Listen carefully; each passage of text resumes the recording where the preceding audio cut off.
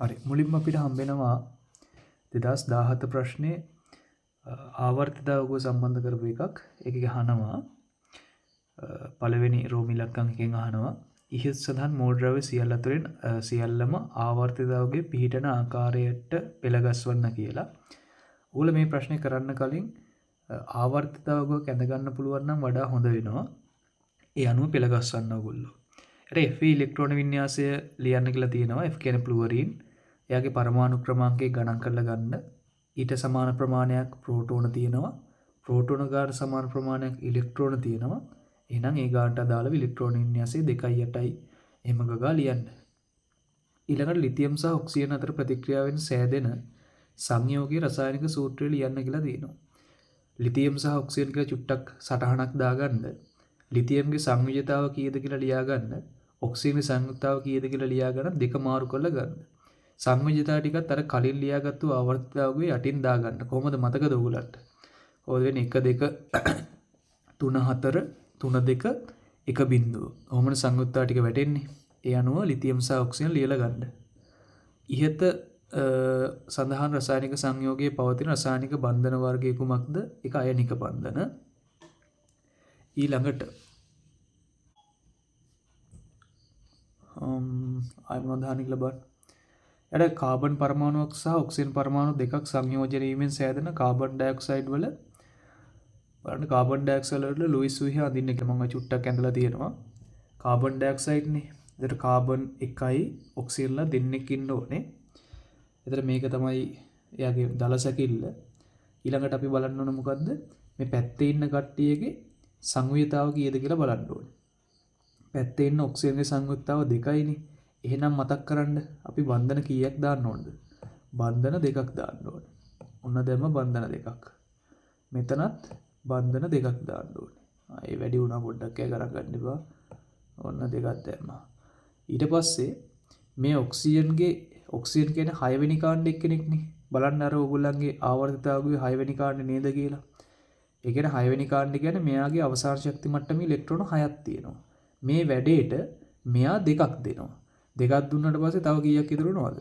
තව 4ක් ඉතුරු වෙනවා. මෙහෙම 2යි මේ පැත්තට 2යි.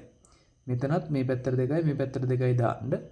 කාබන් 4 වෙනි කාණ්ඩේ එයාගේ 4ක් තියෙනවා. මේ වැඩ 2ටයි මේ වැඩ 2ටයි 4 දුන්නාම එයාගේ කීයක්වත් ඉතුරු වෙන්නේ නැහැ. ඔන්න ඔකයි වෙන්නේ. ඊළඟට මිනිරන් හා දියමන්ති යනු කාබන්හි ප්‍රධාන බහුරූපීය ආකාර වේ. ඔව් ඒක අපි දන්නවා. 2016 ඒක අහලා තිබ්බා. මෙම බහුරූපීය ආකාර වලින් විද්‍යුතය සන්නයනය කරන්නේ කුමන ආකාරයේද? උස්සලා ගහන්න බෑනේ පොළවේ. ඇයි? 2016 මේ ප්‍රශ්නේම අහලා තිබ්බා. ඒක නැති. උත්තරේ මිනිරන්. මෙම ආවර්තයේ මෝල් ද්‍රව්‍යවලින් පළමු අයනීකරණ ශක්තිය අඩුම එකයි විද්‍යුතතාව වැඩිම එකයි. පළමු අයනීකරණ ශක්තිය මතකයිනේ ඔයගොල්ලන්ට. ආවර්තයක් දිගේ යද්දී වමේ ඉඳන් දකුණට යද්දී පළමු අයනීකරණ ශක්තිය වැඩි වෙනවා. ඒතර මුලින්ම පටන් ගන්න පළවෙනි කාණ්ඩේ තමයි පළමු අයනීකරණ ශක්තිය අඩුම වෙන්නේ. විද්‍යුතතාව වැඩිම වෙන්නේ 7 වෙනි කාණ්ඩේ කට්ටියගේ. ඒ අනුව බලලා ලියන්න ඉතින් උඩ ටිකේ. විද්‍යාගාරයේදී ඔක්සිජන් වායු නියදියක් නිපදවා ගැනීමේ පරීක්ෂණයකට අදාළව පහත ප්‍රශ්න පදනම් වේ. පහත් දී ඇති සංයෝග අතුරින් ඔක්සිජන් වායුව නිපදවා ගැනීමට භාවිතා කර හැකි වන්නේ කුමන සංයෝගයද? ඔකට පෙන්නන්න පිටුව 4 වෙනි පිටුව. 4 වෙනි පිටුවේ තියෙනවා වියෝජන ප්‍රතික්‍රියා කියලා මාතෘකාව. ඒකේ මුලින්ම තියෙන ඔක්සිජන් වායුව නිෂ්පාදනය කරගන්නවා KMnO4 රත් කරලා. චුට්ටක් ඔයගොල්ලෝ පෙරලා ගන්න.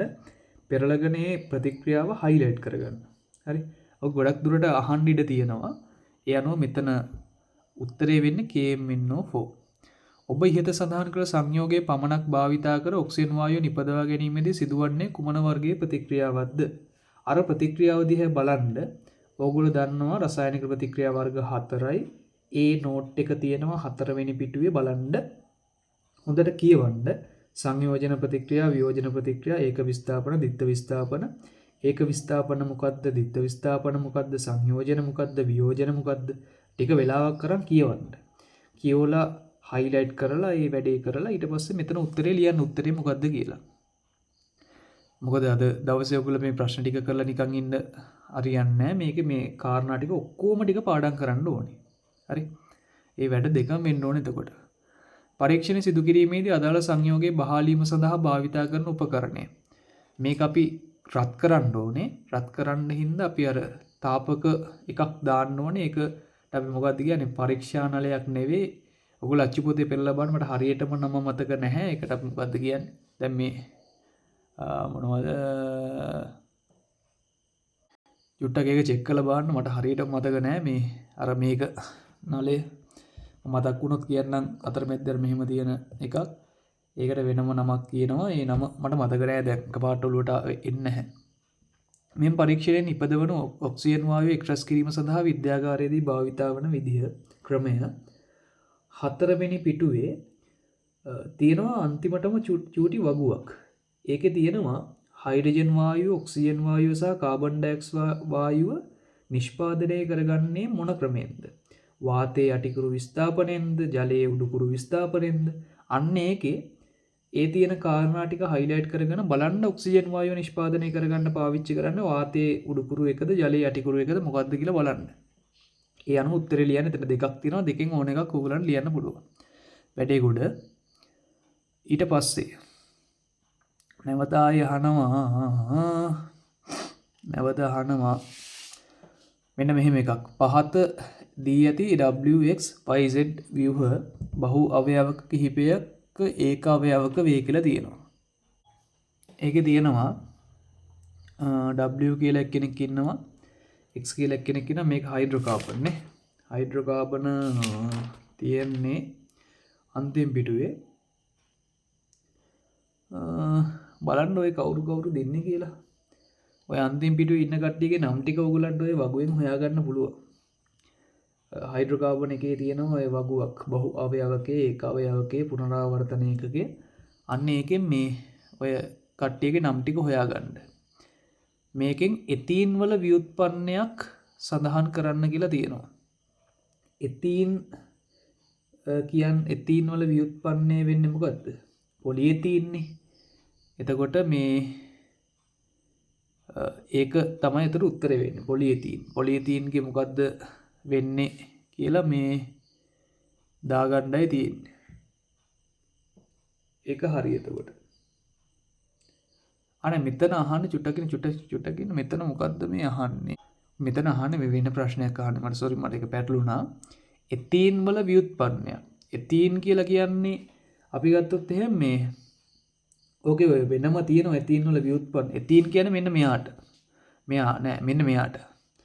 මේ තියෙන එතීන් C2යි H4ක් සෙට් වෙලා තියෙනවා මේ තියෙන්නේ එතීන් එතකොට. ව්‍යුත්පන්න කියලා කියන්නේ මෙයාගේ මේ හයිඩ්‍රජන් ගැලවිලා ඒ වෙනුවට මේ තව කවුරු හරි සෙට් වෙලා. ඒක තමයි එතීන් වල ව්‍යුත්පන්නයක් කියලා කියන්නේ. ඔයගොල්ලෝ බලන්න හයිඩ්‍රෝකාබන් සහ ඒවායේ ව්‍යුත්පන්න කියන එකේ එතීන් වල ව්‍යුත්පන්න තියෙනවා දෙවනියට. ඒකේ උත්තර දෙකක් තියෙනවා. ওই දෙකෙන් එකක් මෙතන තියෙනවා. ඒක දෙකක් තියෙනවා. ඒක බලලා ලියන්න. WX සහ Y ඒක අවයවක වලින් ලැබෙන බහු අවයවක පිළිවෙලින් ලියන්න. W කෙනාගේ ඒක අවයවකයේ කොහොමද? එයාගේ බහු අවයවකයේ නිරූපණය වෙන්නේ කොහොමද කියලා ලස්සනට තේරුම් අරන් වගුවෙන් බලලා ලියන්න. හරි. ඊට පස්සේ වගුවේ තියෙන එක හයිලයිට් කරගන්න. උත්තරය ලියලා ඊට පස්සේ හයිලයිට් කරනවා. එතන වල ව්‍යුත්පන්නත් එහෙම තමයි. එතීන් කියන්නේ කවුද කියලා මුලින්ම දීලා තියෙනවා එතන. ඊට ව්‍යුත්පන්න දෙක දීලා තියෙනවා. ඒවා හයිලයිට් කරගන්න. ඊට මතක තියාගන්න. පහත රූපවල A හා B මගින් දැක්වෙන්නේ කෝෂ දෙකකි. ඕකේ.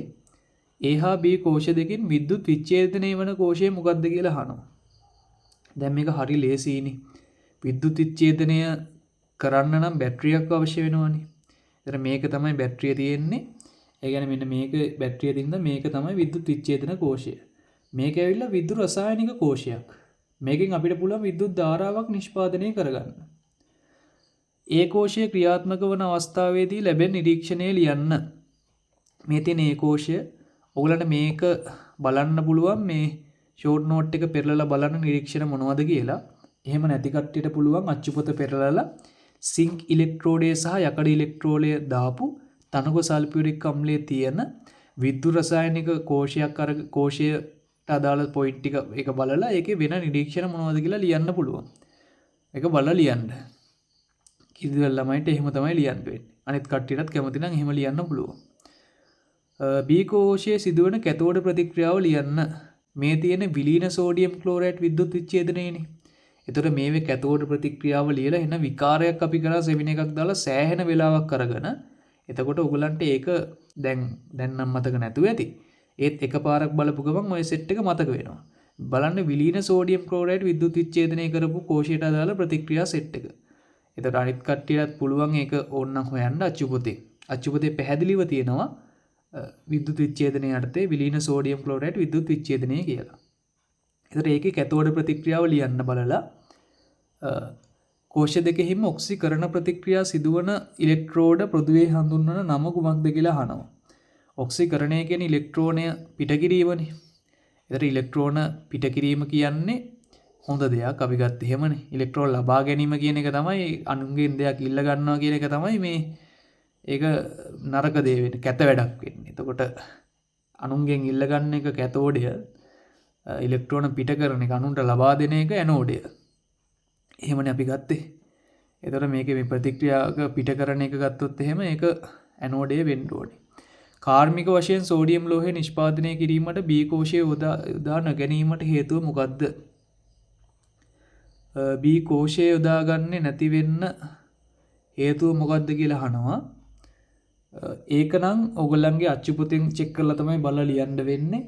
බලන්න කාර්මිකව සෝඩියම් ලෝහය නිෂ්පාදනය කිරීම කියන පාර්ට් එකේ B කෝෂය යොදා ගන්න නැති වෙන්න හේතුව මොකක්ද කියලා වගේ එකක් ඇති.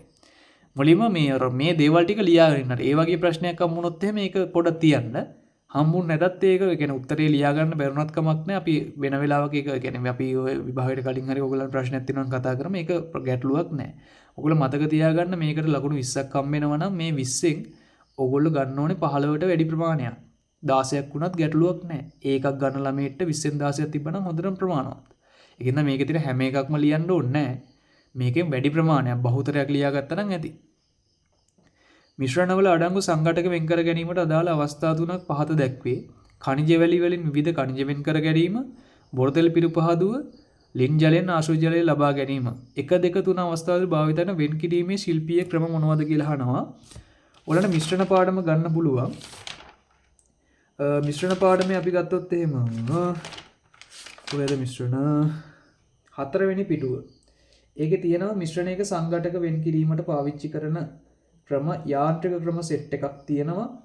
ඊළඟට පුනස්පටිකීකරණය, වාෂ්පීකරණය, වර්ණලේඛ ශිල්පය, ආසවනය, ආසවනය යටතේ සරල ආසවනය, භාගික ආසවනය, ස්පටිකීකරණය, උමාල ආසවනය, ද්‍රාවක නිස්සාරණය වගේ සෙට් එකක් තියෙනවා. සෙට් එකම හිමින් සිරුවේ වෙලාව අරන් කියවන්න. වෙලාව අරන් කියවලා ඔය ගැලපෙන උත්තර ටික හදාගන්න. ඛනිජ වැලි වලින් ඛනිජක කරන්නේ මොකේද කියලා බලන්න. මේ මට උත්තර ටික තියෙන තැන කියන්න පුළුවන් හරියටම. නමුත් අර එහෙම වැඩක් නැහැනේ. ඕගොල්ලෝ මේ මිශ්‍රණ කියන එක යටතේ තියෙන නෝට් එක හිමින් සීරුවේ කියවලා ලස්සන උත්තර ටික ගන්න. වෙලාව ගියට කමක් නැහැ. වෙලාව ගන්න කොහොමත් අද දවසේ ඕගොල්ලෝන්ට මේ වැඩේ කරලාට පස්සේ ඕගොල්ලෝ කොහොමත් මේ ටික පාඩම් කරනවානේ. ඒකට යම්කිසි වෙලාවක් යනවා. ඒක දැන් එතකොට මේ වෙලාව ගන්න ඉතින්. විද්‍යාගාරයේදී සම්මත ද්‍රාවණ සැකසීම සඳහා ද්‍රාවකයක් ලෙස ආශ්‍රිත ජලය සුලභව යොදා ගැනීම. සෝඩියම් ක්ලෝරයිඩ් ද්‍රාවණයක 100ක් හදා ගන්න ඕනෙලු. මේක සාන්ද්‍රණය ඝන ඩෙසිමීටරයට මවුල් 1යිලු. ඝන ඩෙසිමීටරයක් ඇතුලේ මවුල් 1යි තියෙන්නේ. ඝන ඩෙසිමීටරයක් කියන්නේ ඝන සෙන්ටිමීටර 1000ක්. අර ඝන සෙන්ටිමීටර 1000ක් ඇතුලේ මවුල් 1යි තියෙන්නේ. ඒතර 100ක් ඇතුලේ මවුල කීයද කියලා බලන්න. ඒ කියන්නේ එකෙන් 10න් පංගුවයිනේ. එතකොට ඒ 10න් පංගුවයි කියලා කියන්නේ මොකද්ද? 10න් පංගුවයි කියන්නේ 0.1 මවුල. එතකොට 0.1 මවුල ප්‍රමාණයට දාලා ස්කන්ධය ගණනය කරන්න තියෙන්නේ. සෝඩියම් ක්ලෝරයිඩ් වල මෞලික ස්කන්ධයත් ගෙඩි පිටින් දීලා තියෙනවා. එක මෞලික ස්කන්ධය 50.5යි කියලා. අපි අර නිකන් මේ හිතින් ටටක් ගාලා කියාගෙන යන්නේ. අර මෞල ප්‍රමාණය 0.1යිනේ. ඒතර 0.1 ස්කන්ධය වෙන්නේ එක මෞලික ස්කන්ධය 50.5යි නම් 0.1 ස්කන්ධය වෙන 50.5 වැඩි කරනවා 0.1. වැඩි කළා උත්තරේ ගන්න 5.85 ග්‍රෑම් කියලා එන්නේ. මේවා හිමින් සීරුවේ හදලා ලස්සට උත්තර ගන්න. මේකේ මේ ගණන් හදන පාර්ට් එකේ නොතන දෙයක් තියෙනවා නම් ඔයගොල්ලෝ මට මැසේජ් එකක් හරි දාන්න, කෝල් එකක් හරි අරන් අහගන්න එක. විද්‍යාගාරයේදී සෝඩියම් ක්ලෝරයිඩ් ද්‍රාවණයක් සාදා ගැනීමේදී අනුගමනය කරන පිළිවෙල ලියන්න කියලා තියෙනවා.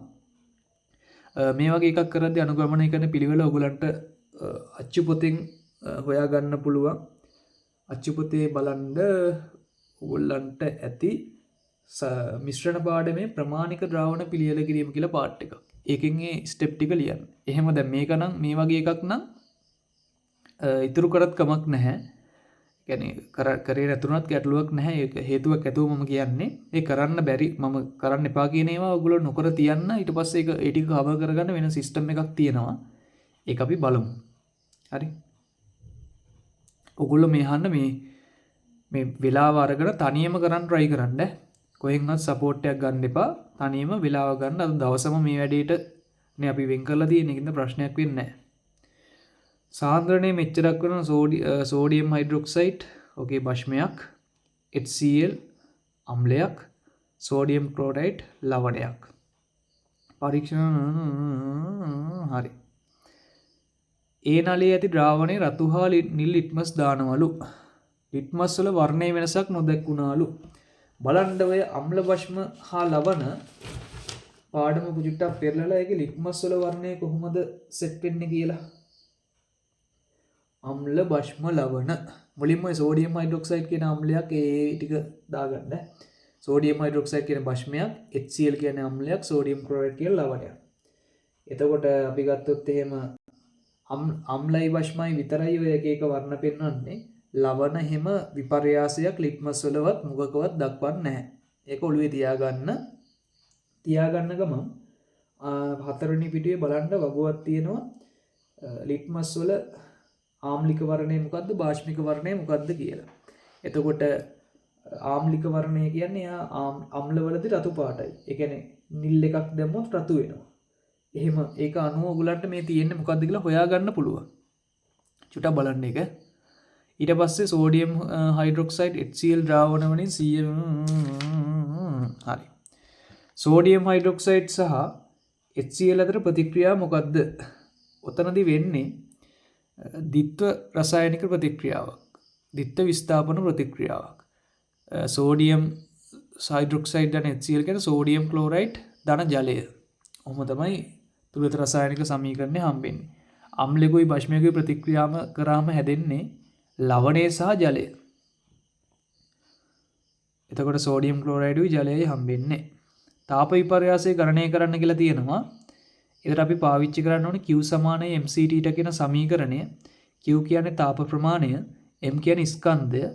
ස්කන්ධය හොයාගන්න පුළුවන් මේ බලන්න. මිලිලීටර් 100 ඉහත සඳහන් සෝඩියම් හයිඩ්‍රොක්සයිඩ් සහ HCl ද්‍රාවණ වලින් 100 ගාන ගන්නවලු. ඒ කියන්නේ ඔක්කොම 200ක් ගන්නවනේ. එතකොට ඝන මිලිලීටර් 200යි කියන්නේ ඝන සෙන්ටිමීටර 200යි කියන එක. දැන් මෙතන දීලා තියෙනවා ඝන සෙන්ටිමීටර එක මේ බලන්න. ඝන සෙන්ටිමීටර එකක ස්කන්ධය ග්‍රෑම් 1යි කියලා. එතකොට ඝන සෙන්ටිමීටර 200ක ස්කන්ධය වෙන්නේ ග්‍රෑම් 200යි කියන එකනේ. ඒතර ඔයගලන්ට Q සමාන mCT ට දාලා m ට දානවා කීයද? 200. ඒකේ බලන්න Q කියන්නේ කවුද? ඒව දන්නව නේද? දැන් නැත්තම් මේ සූත්‍රය තියෙන්නේ කොතනද? බලන්න මේකේ සූත්‍රය අපේ මේකේ තියෙනවද කියලා. තියෙන්න නම් ඕනේ. සමහරට මේකේ දාලා නැතිව ඇති. බලන්න. අනේ මේකේ නැහැ. මේකේ නැහැ. ඔයගලන්ට මේ m ට දාන්න පුළුවන් අර මං කිව්වා වගේ ග්‍රෑම් 200. හැබැයි ඒක 1000න් බෙදලා දාන්න ඕන කිලෝග්‍රෑම් කරලා. c කියන්නේ විශේෂ තාපධාරිතාව ඒක 4200යි. t කියන්නේ උෂ්ණත්ව වෙනස. උෂ්ණත්ව වෙනස 5යි කියලා දීලා තියෙනවා. ওই විදිහට වැඩි කළා උත්තරේට යන්නයි තියෙන්නේ. ඉහත සඳහන් සෝඩියම් හයිඩ්‍රොක්සයිඩ් සහ HCl අතර ප්‍රතික්‍රියාවේ තාප විපර්යාසය නිර්ණය සිදු කර උපකල්පන දෙකක් ලියන්න කියලා තියෙනවා. ඒතර උපකල්පන මොනවද? ඔය වැඩේ කරද්දී බාහිර පරිසරයට තාප හානියක් වෙන්නේ නැහැ කියලා එක උපකල්පනයක් කරන්න පුළුවන්. ඊළඟට සෝඩියම් හයිඩ්‍රොක්සයිඩ් සහ HCl වල ඒකහුණාම ඇදෙන සංයෝගයේ ඝනත්වය ජලයේ ඝනත්වයට අපි සමානයි කියලා ගත්තනේ. දැන් අර මේ කැල්කියුලේෂන් එක මේ බලන්න. මෙතන මේ දෙන්නගේ 100 ගානේ අරගෙන ගත්ත එක්කෙනාගේ ස්කන්ධය ගත්තේ මේ ජලයේ ඝනත්වය පාවිච්චි කරලා නෙමෙයි. ඒතර ජලයේ ඝනත්වයට අපි අර ඒ දෙන්නගේ හැදෙන සම්මිශ්‍රණයේ ඝනත්වය equal. ඒක සමානයි කියලා ගන්නවා. එහෙම ගත්තාම තමයි ගන්න වෙන්නේ ඉතින් ඒක. ඒකින්ද මේ ඒක එහෙමයි. ටක් ගාලා ගන්න. ඔච්චරයි.